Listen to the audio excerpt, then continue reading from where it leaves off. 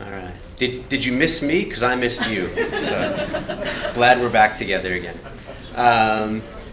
So a majority of my portfolio focuses on water provisioning as a core ecosystem service and the connection between what you can do on the landscape in terms of conservation, restoration, and improved land management to provide water-related outcomes.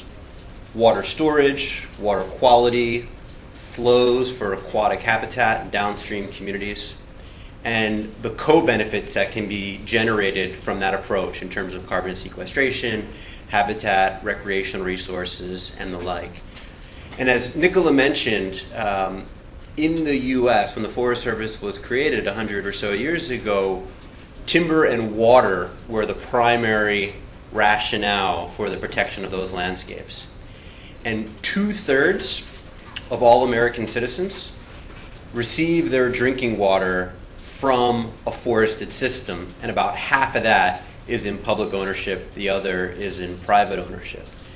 And as I work with stakeholders across the world, I would say 9 times out of 10, water is the resource which they are most concerned with, especially in the face of climate change, growing populations, urbanized populations, and growing industry, which often leads to degraded water resources. So reading the Cacao Forest Management Plan, water maybe wasn't the highest priority, but in a dry place, it's critical to sort of think about how the management actions are impacted when you think about fire, when you think about recreation, and other sort of approaches. So, water risk, and when my colleague Jasmine presents after lunch, she'll discuss a bit more some of the assessment tools we have to monitor water risk and other ecosystem change. The bad news is water security is becoming less secure in a majority of the places across the globe. Where you see the red is extremely vulnerable, the yellow's slightly less so.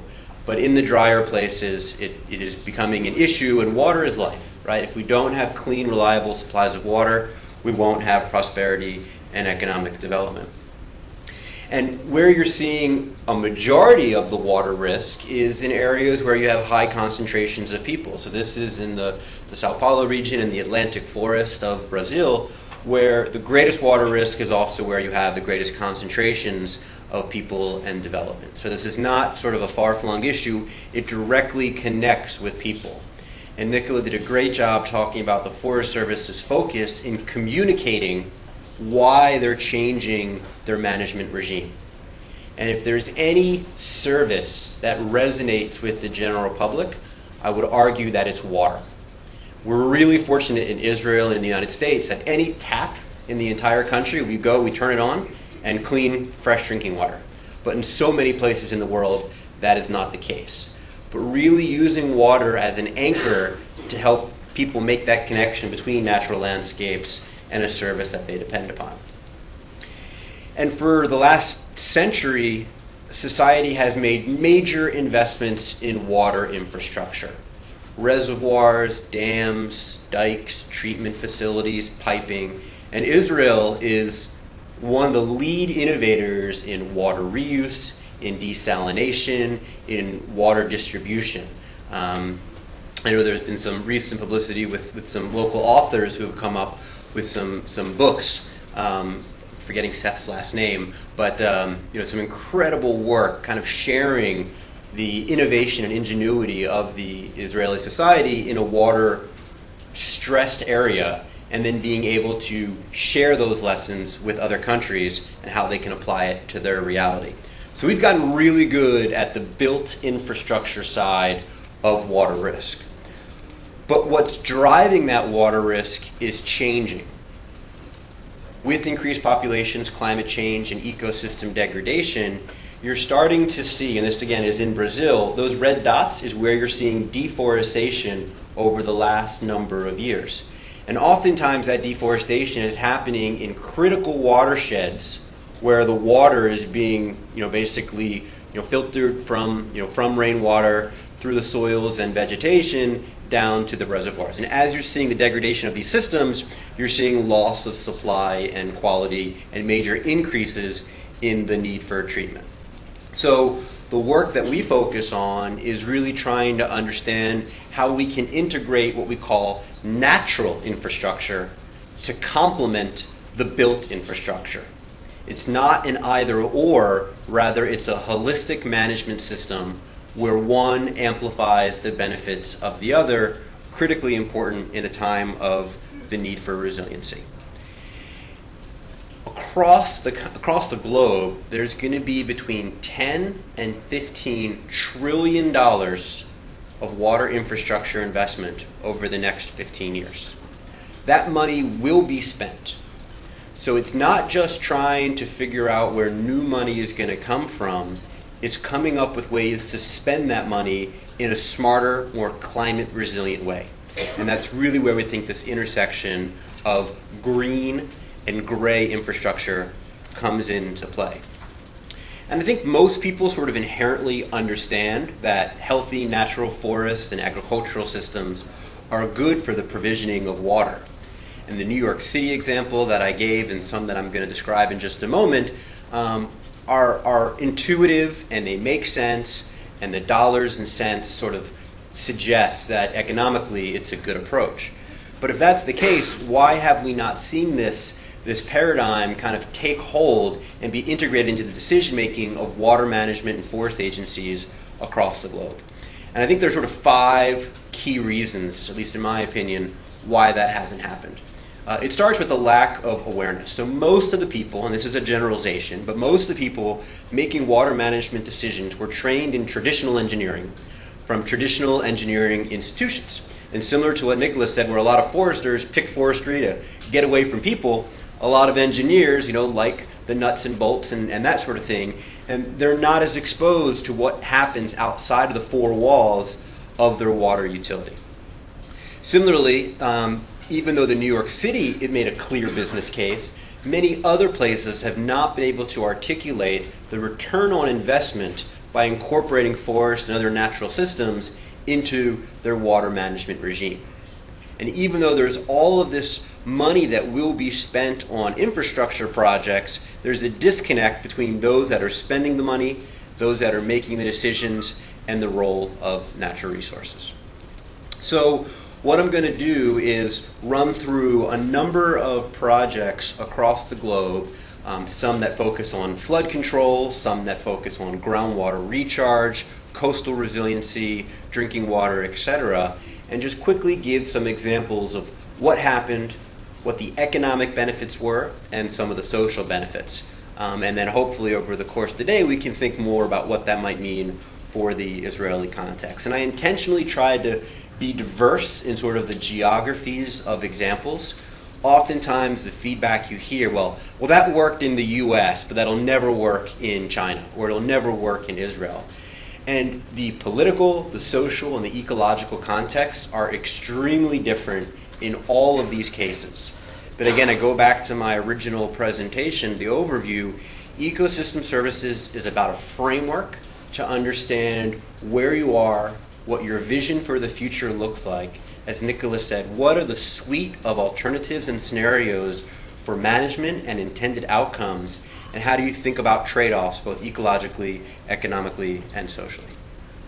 So start in Beijing, China, one of the largest population centers in the world, and they had major sedimentation issues. There was mass deforestation, a lot of agricultural intensity, and the sediments and the nutrients were running into the system and providing major implications for drinking water quality and management.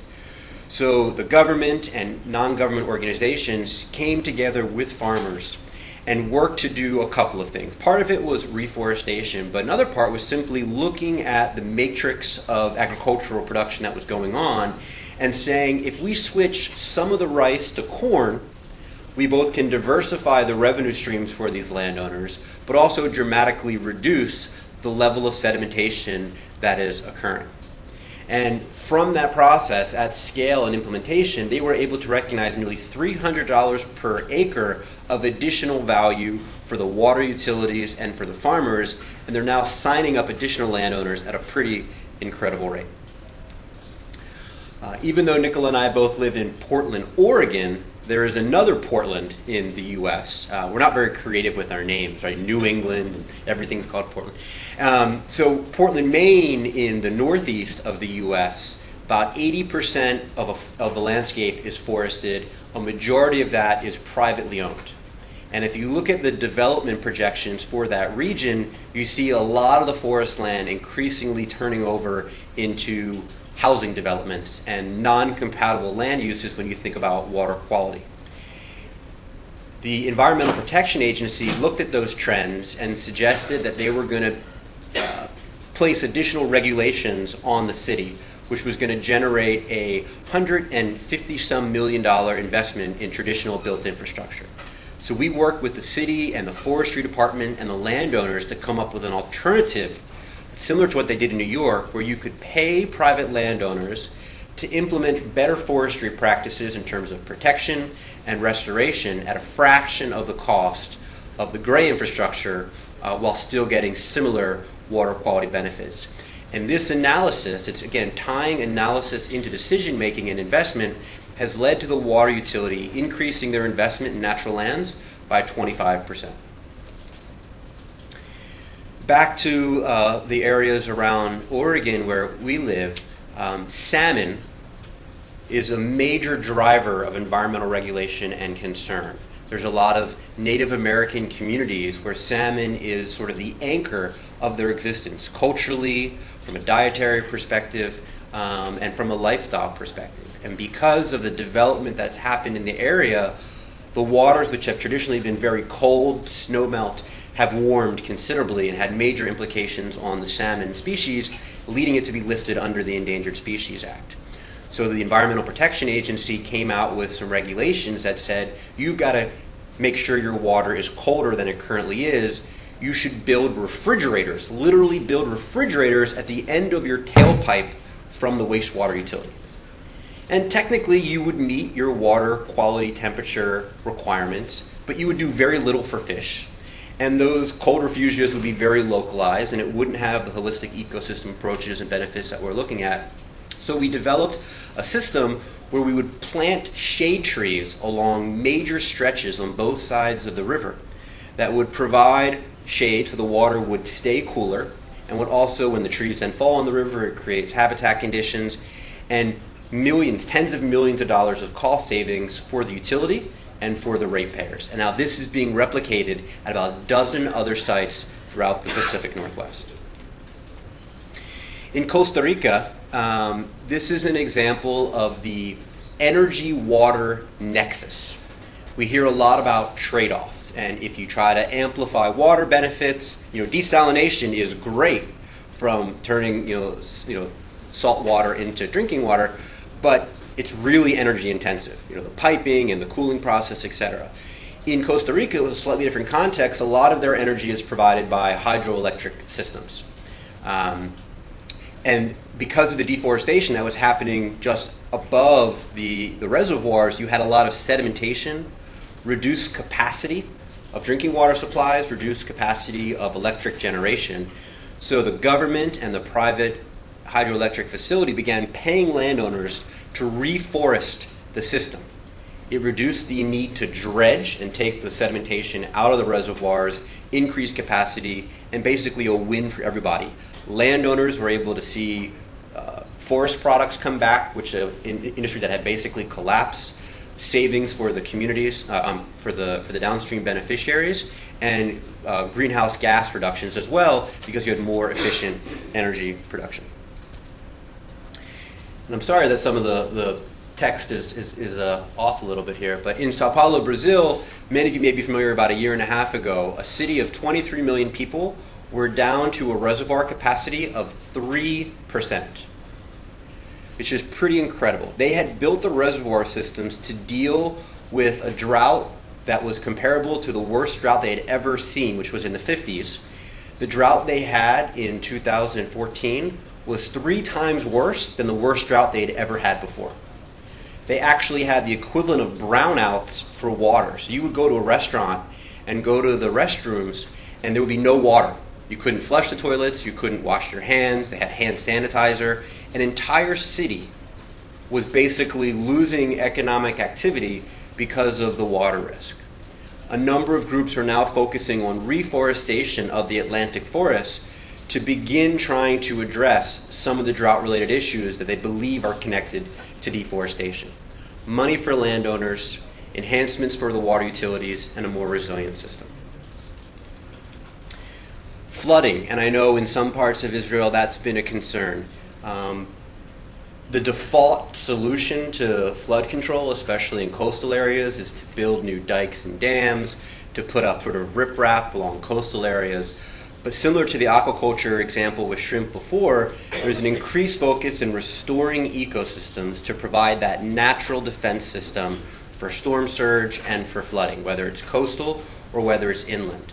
And time and again, the economics suggest that there's a real cost savings and return on investment where that natural infrastructure approach is done correctly. And then finally, the example I'll give is in Colorado, so along the Rockies in fairly central United States, kind of where you switch over from the east to the west, major fire issues. So in the 40s through the 60s, the Forest Service came out with a suppression approach. When fires happened, they would put them out. So you didn't have sort of the frequent but low intensity fires anymore. So the fuel loads built up, and when there are fires, they're much more catastrophic. They kill the trees, major issues with water quality, unfortunately loss of lives, and carbon emissions as well.